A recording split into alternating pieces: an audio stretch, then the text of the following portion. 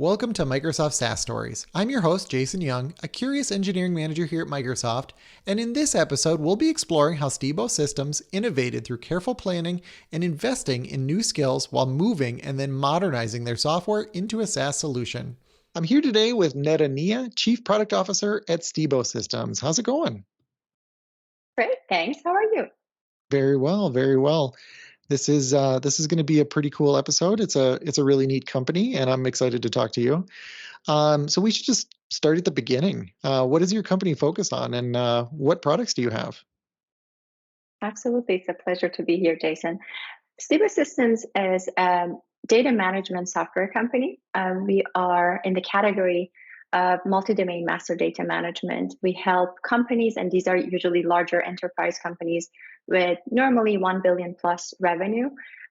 We help them manage various domains such as product data, customer data, and supplier data.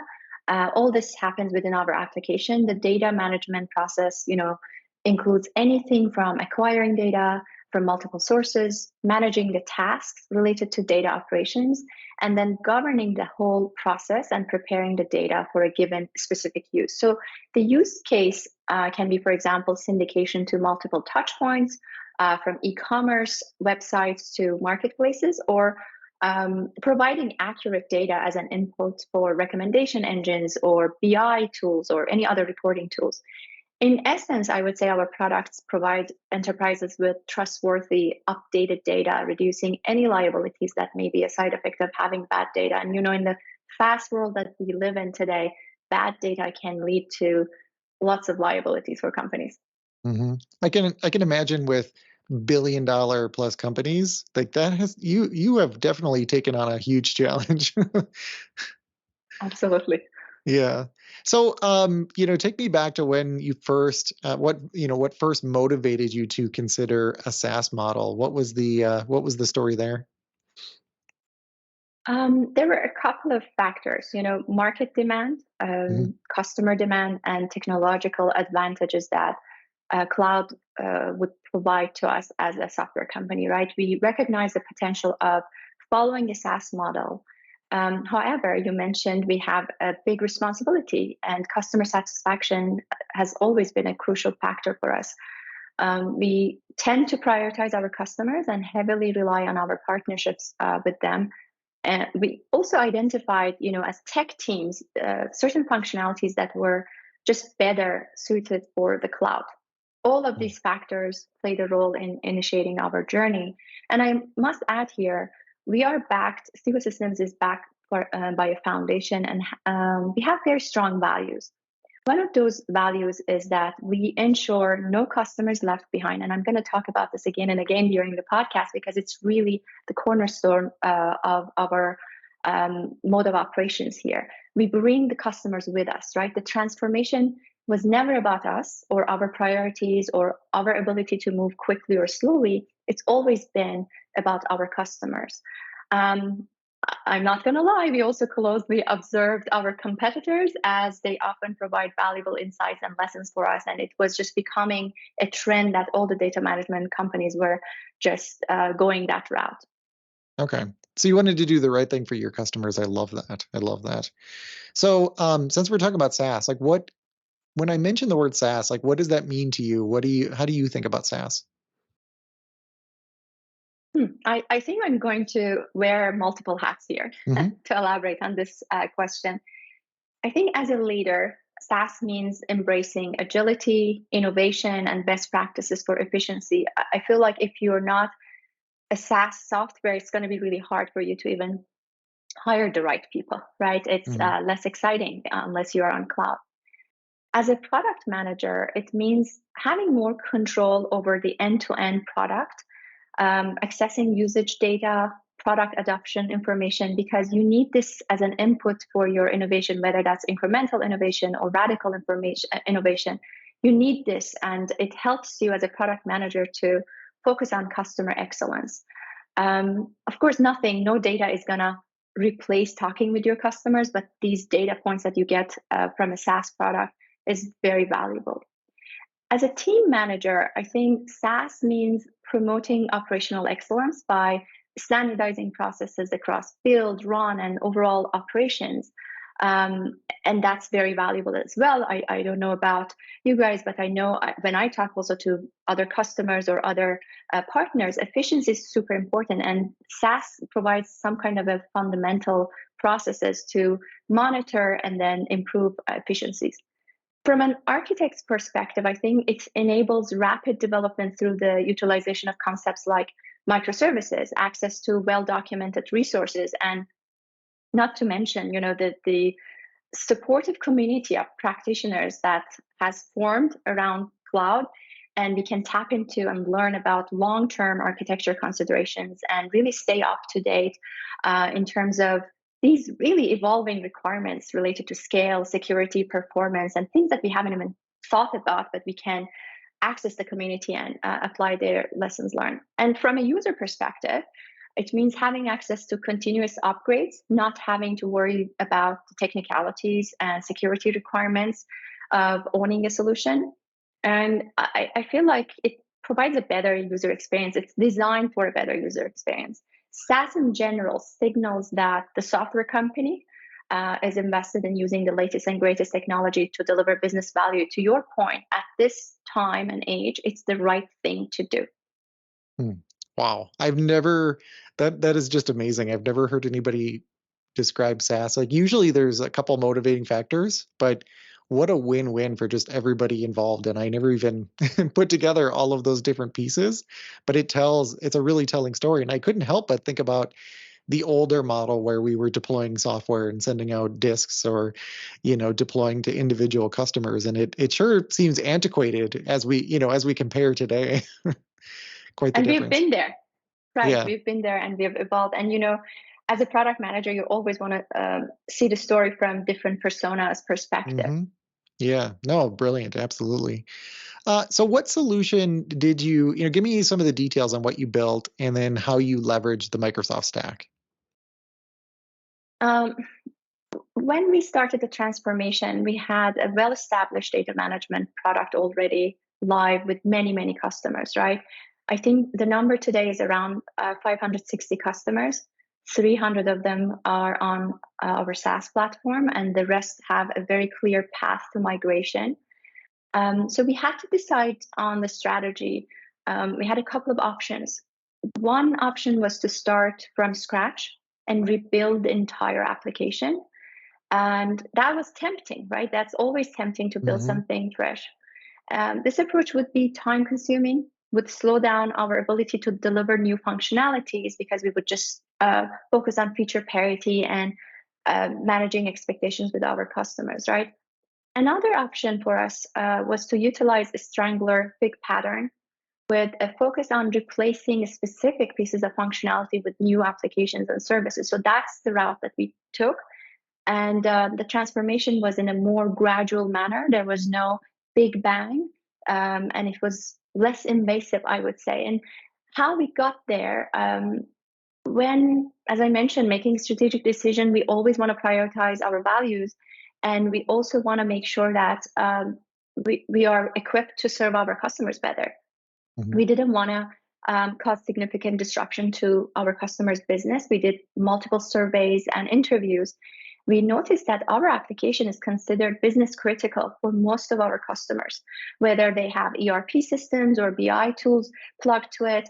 And normally, a solution like ours is integrated into their entire data ecosystem. So it was not feasible to halt innovation and tell customers, hang on, we are working on a transformation and wait for a couple of years, we will have a SaaS solution for you. So, yeah, it might have been easier, but it was never about us. So, fortunately, when we also began considering our cloud transformation, we had a customer advisory board in place for many, many years. We tapped into them and asked about it. And we also had some examples in the market that showed us what kind of pitfalls we should avoid.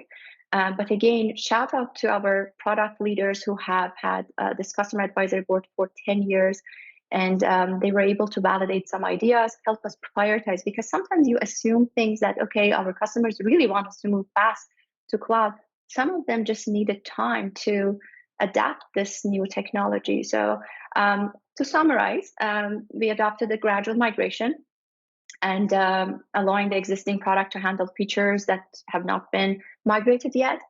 Um, it's important to note that running two separate versions of an application introduces tremendous amount of operational complexities and not to mention costs. So to manage this, we also followed a little bit of a crawl, walk, run approach. First, we deployed a single tenant version hosted by a hosting partner. Then we moved things on our multi-tenant deployment on Azure.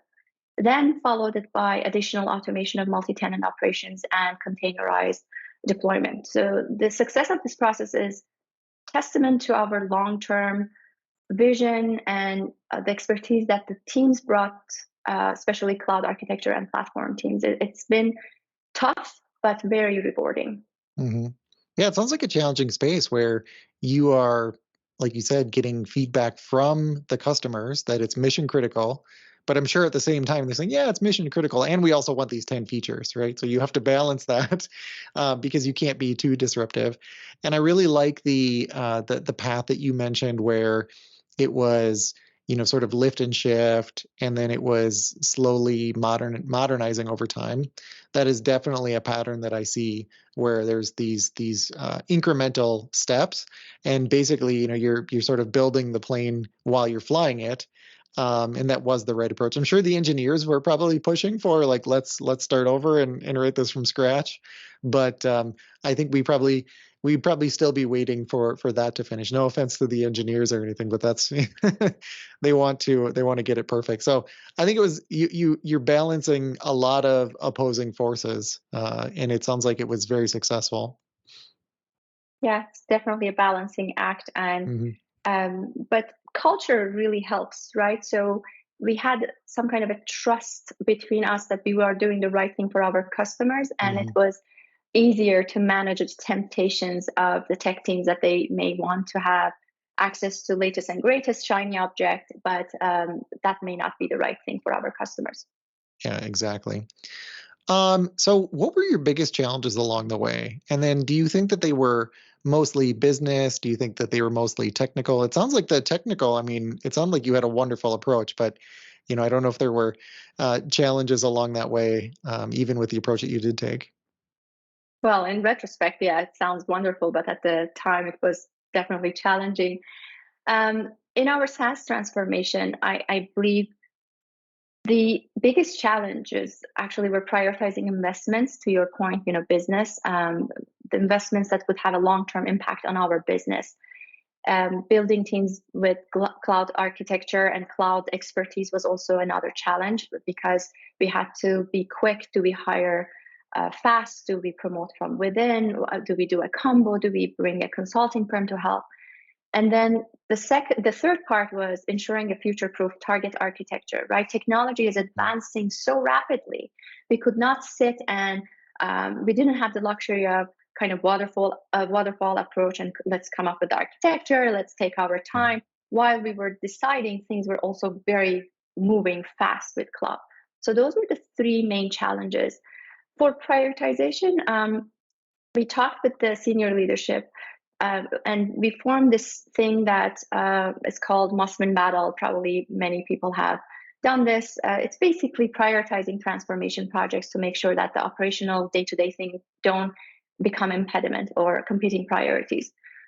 This must-win battle for SaaS allowed us to prioritize this task across cross-functional teams beyond just the build organization. Because as you mentioned, it's not just technology, right? Maybe 50% of it is technology. The rest is marketing, telling the right stories, sales strategy, incentivizing our sales stakeholders to do the right thing and sell the right product. And the support model really changes from on-prem to SaaS because on-prem customer has the autonomy, has control to do certain things on their own. But when you're SaaS, you need to take care of everything end to end, right? So having this must-win battle with a concrete project plan and a clear investment plan really helped us. So each time people wanted to deprioritize, it would be like, it's a must-win battle. And we would have like monthly, quarterly update to our board, and that kept the momentum. We also engaged with Boston Consulting Group to review our design and implementation approach. It's important to Note, we did not, outsource this work. I'm not very fan of outsourcing transformational work to a consulting firm, because once they leave the building, then you need to Hmm. learn and relearn, right? So we leverage them to do detailed benchmarking, tell us who is doing what, who are the best players in this, and how can we apply those lessons learned. And then they did analysis on our target architecture, gave us some feedback on the approach that we defined, and helped us prioritize. So once we figured those out, it was easier to approach the team building, topic, because we are a firm believer of Conway's law. Your application is going to be as complex as your team. So we wanted to have very lean and mean teams. Hmm. We employed a combination of, we did a combination of a couple of new key hires. Then we promoted also from within, and we reshaped existing teams based on the DevOps best practices. DevOps is just geared towards to make you a better SaaS company. So these have been happening, and there were many tracks in parallel, right? Talent and business and technology. Those were the challenges. Wow. So it sounds like there was a symbiotic relationship between the business and the technical as you went through this process. Like you can't have a business team and a technical team and just have them go do their thing. Like it was determining, hires and everything was flowing back and forth. So that's pretty profound. We went through some leadership actually turns as well, to Hmm. make sure that we have the right leaders who will support this. Yeah.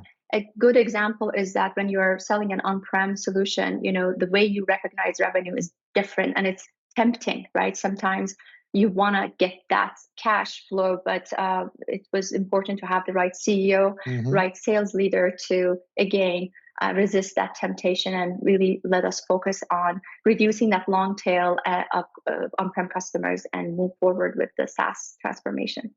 I love that. So with all of that, is there anything that you wish you had done differently? If you got in the time machine and could go talk to yourself, what would you say to do differently? Of course, in retrospect, you look back and you can recognize you could do certain things differently. Hmm. One thing I believe we should have been doing differently, maybe, we should have been more assertive in telling our SaaS story. For us, we are very business oriented. Sometimes we don't want to talk about technology because who cares? We are delivering value. But I guess this topic deserved more recognition. In fact, last year we hired a chief marketing officer who pointed out during one of his first interviews that our website never mentioned SaaS or cloud. Mm. This may be also a result of the humility that our organization embodies. For Hmm. years, we had another value, which was humble confidence. And I'm a fan of that, right? Because I Hmm. think instead of us telling the story, we should let the results speak. And that's has happened. But maybe we could have done a little bit better, so to tell our story to the world, to let others learn, and also to give some reassurance to our customers.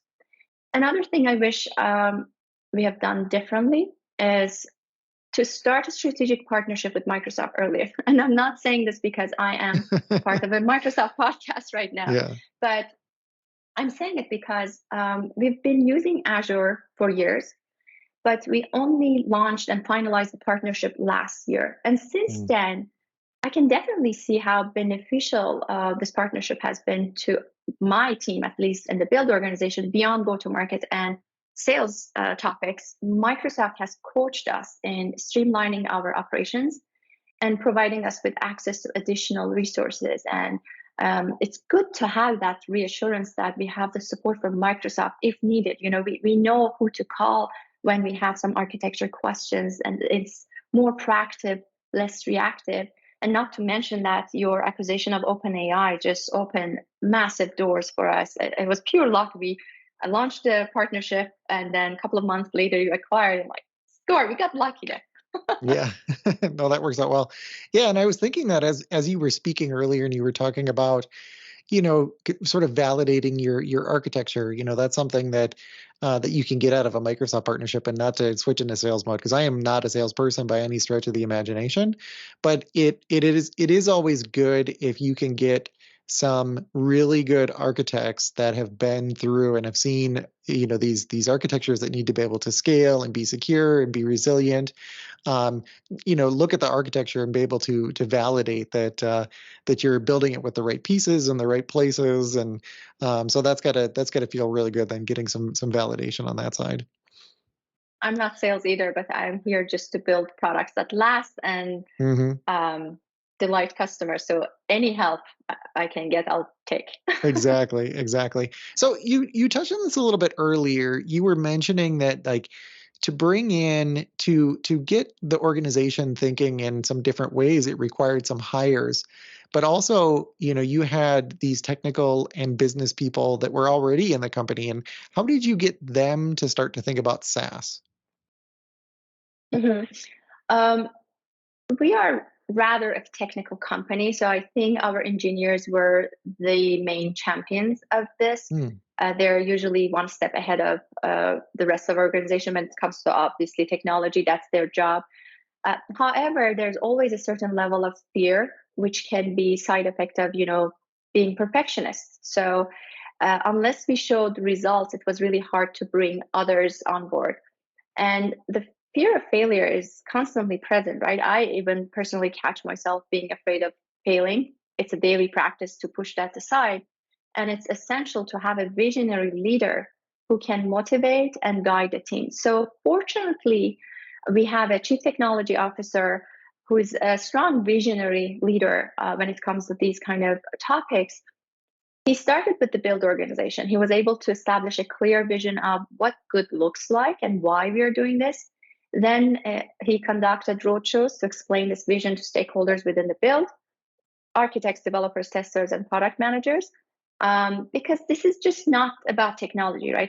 It is change management, and change is never easy, but we made progress. And as we were making progress, we were having internal build champions within the build organization. That was super good. The next step was our CTO was able to assemble a strong cloud architecture team who played a crucial role. When it comes to thinking SaaS, this team went above and beyond to define all the necessary details. And some folks came from product, some folks came from support. So we had kind of like an end to end view of customer and what their expectations would be. It was not just pure cloud architecture per se. And this team, I must say, they went above and beyond to define all the necessary details, even when those details were intimidating, technically complex. They focused on defining the process to delight customers. And when it came to select the right tool, architecture, it was always like very business oriented. Hmm. They also reached out to market experts outside of Stibo Systems to get feedback, but it was less formal. It was nothing like Microsoft partnership or anything. These were kind of experts, subject matter experts that we knew we had in our network. So there were no shortcuts or band-aid. Instead, they really applied best practices as much as possible. As the vision of cloud architecture became more concrete and the design was kind of getting hashed out, this is where we assigned a superstar product leader to lead all the activities in a close collaboration with the cloud architecture team and customer. Now we are bringing the customer into more dialogue. We are building a backlog like any other new product. We need that, right? And um, that's been great because this product leader had um, she had a trusting relationship with many stakeholders. She was very influential, and she was able to coach the teams through this massive transformation. And um, as you mentioned here, it was beyond build organization, but we were standing on a solid ground when we were able to show some tangible results, and we were able to give the details to marketing to form a story which is based on facts and not just marketing fluff, right? Hmm. And I must acknowledge that the great support we received from top level executive was very good. Like any transformation, this topic needed that support from the foundation to the board. Our CEO, everyone was in alignment and shared the same vision. We didn't get there overnight, I will not lie. But when we got there, that's it. It was locked, and we were running pretty fast. I'm really grateful for the support that we got from the top leadership. Wow, that sounds amazing. That's great when everything works out like that. Um, so how did you build this in a scalable way? I mean, I know we're sort of double clicking into the technology, but how did you do this in a scalable way, knowing that you had to support a big customer base? Yeah, exactly. We were always expected to build to scale from day one, Mhm. right? We didn't have the luxury of MVP, or some startups have this advantage, and I envy them sometimes, right? We serve enterprise customers, so they manage millions of data points with our application, many concurrent users, complex data operations. So the scalability from the elasticity of the architecture and all that from day one, they were basically requirements. So when I look at the scalability, we had to tackle it from multiple angles, actually. Scalability of the product and its functionalities. So can I load this much, this volume of data? What is the user experience? Then scalability of the infrastructure, the horizontal scaling and auto scaling and all that. And then multi-tenancy world, also the noisy neighbor, how do we Mhm. eliminate that? Then scalability of operations that required to ensure the best customer experience, right? The cloud operations, how does it work with support? What kind of Jira instances do we have to streamline that? And at the end, scalability of ongoing interactions that we had with our customers to get their enhancement requests and act on them pretty quickly. And then a similar question, how did you build this in a secure way so that you could, I know you mentioned noisy neighbor, but then you also have the multi-tenant challenges and those types of things. So how did you think about security? We are SOC 2 compliant, so security is a table stake for us. Our DevOps team actually takes ownership over security requirements of the application. We are constantly on our toes when it comes to these non-functional requirements and prioritize keeping our code base up to date with the most recent security updates. And that's one of the reasons that we really wanted to get rid of this long tail of customers on-prem, because it was almost becoming impossible to keep them up to date from a security perspective. So definitely a core requirement for us.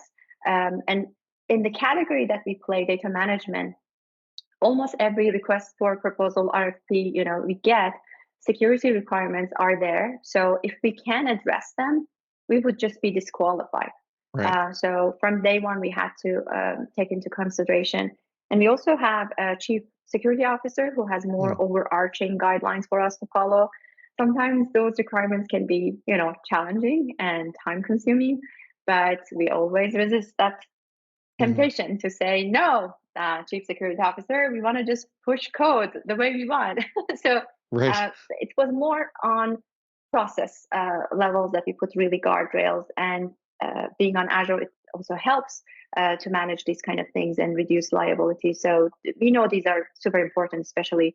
nowadays with cybersecurity that has entered a new era. No matter how fantastic your product is or how Mhm. great a company you have, if you're not prioritizing security requirements, you don't earn the trust from your customers to do business with you. And nobody wants to get that risk, right? Nobody wants to take on that Mhm. risk. Yeah, especially with some of the larger customers that you have that you spoke about Yeah. earlier. So shifting gears a little bit, and talking about AI, have you ridden the AI wave? Are there any AI capabilities that you've built in or think about building in? Yes, you can see the energy and passion that when you bring AI. You know, as a software company, we've been investing in machine learning for a Mhm. number of years now, right? And with the new hype and excitement about AI, and more importantly with OpenAI and the acquisition by Microsoft, we are seeing a new energy, and we are super psyched about the opportunities that it has presented. We have worked on a rather clear AI strategy. We have four AI tracks right now. And by the way, we have the privilege of working with Microsoft team on this. First one is using AI in our core capabilities. So functional application of ML and AI. Think about auto classification of data, matching and merging data, all the tasks, operational steps that a user would take inside our application. We are establishing some modules that will automate.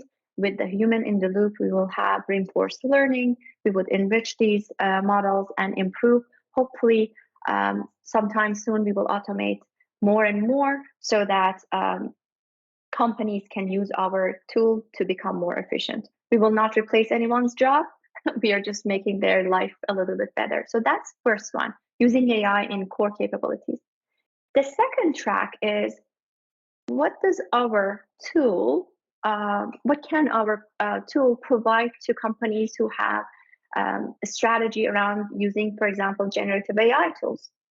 We can serve as the input layer of trustworthy data that can feed into these generative AI tools. And again, that trust layer is very important because especially enterprise customers are a little bit afraid of the hallucinations and false information making into their single source of truth kind of system of record. So we can play that role as an input layer and basically be a good supporting vendor to our customers. That's the second track. The third track is more about improving customer experience and the business users' life when they're dealing with our application. This is kind of like a close collaboration between product and support our organization and a customer success team to feed our release note, knowledge base, and whatever we have that we can put at the user's disposal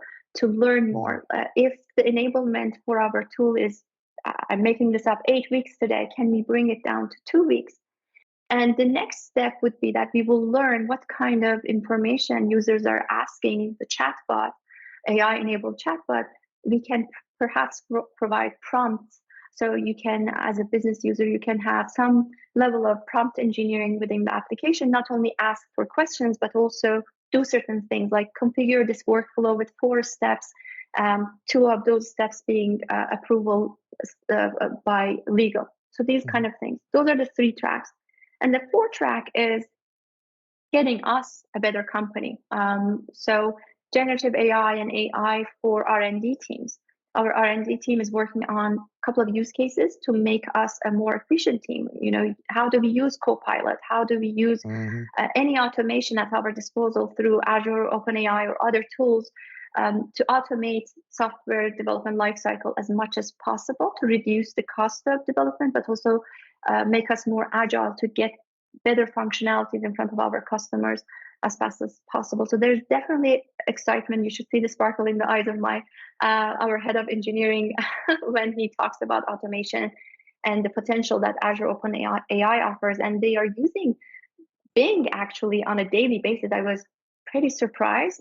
They are asking very detailed technical questions, and then we review in our architecture board, and they are decent, and it's amazing to see that. Yeah, there's 2 things that really stood out there to me. So one was the fact that you're thinking about humans plus technology. Like I think that that's the right approach. And I love that you had like 4 different angles there. And when it came to like development, utilizing some of these tools, like they're just amazing. You mentioned Bing and just finding information more quickly. Like it is a really, like I have to often remind myself to use it. Usually questions I'm about to ask somebody else that I'm like, this is kind of a dumb question, but I don't know like where else to get this information. I'm like, wait a second, Bing chat. Bing isn't going to judge me. And I'll put my question in there and I get a nice answer. And it's really, really good. So yeah, I love that there's this 4-pronged approach. That's a really comprehensive way about thinking of the AI space.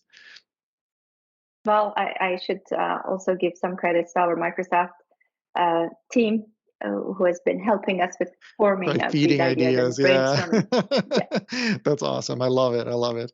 These are all good ideas, though. And then what about the Azure Marketplace? Are you in the marketplace? Are you not in the marketplace?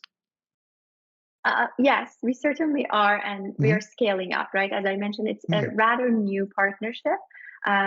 We are working with Microsoft Teams how to, scale and have more coverage around the world. Right now, I think we are available in France, US, and Canada, but we want to do more. Obviously, we already have subscription-based licensing with multi-year commitments, so this fits into the capabilities of the Azure Marketplace really, really, really well. There are synergies. We have also something in the agreement to promote doing more business together, and our sales teams being motivated to do so because that matters.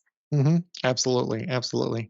Cool. Anything that I missed in my questions that you wanted to make sure that we chatted about? No, not really. I really appreciate the partnership. And if someone is listening to this and they need to do transformation, I hope that they find this helpful. Sometimes big bang transformation is scary and intimidating. If that's the case, please consider iterative approach and reach out if you think I can or anyone from my team can help. We are definitely a community, right? So happy to help anyone who needs more detailed information. And I really appreciate the time, Jason. This was fun. Awesome. Yeah, thank you so much for coming on here and talking through this. And I agree. Like this was a very thoughtful approach to how you got to where you're at today. And I really appreciate you sharing your story.